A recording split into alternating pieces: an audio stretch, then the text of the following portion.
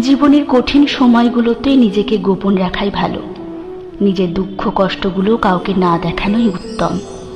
জীবনে যদি কখনো খুব খারাপ সময় আসে, তাহলে নিজের দুঃখ কষ্টগুলো নিজের মাঝে এমনভাবে আড়াল করে রেখো যেন তোমার গা ঘেঁষে বসে থাকা মানুষটিও টের না পায় গোপনে তুমি ভেঙে গেছো খুব।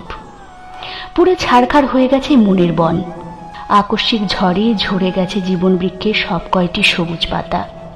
শক্ত হও, নিজেকে বোঝাও যে এত সামান্য বাতাসে ঝরে যেতে নেই, ভেঙে যেতে নেই অমন হালকা আঘাতে।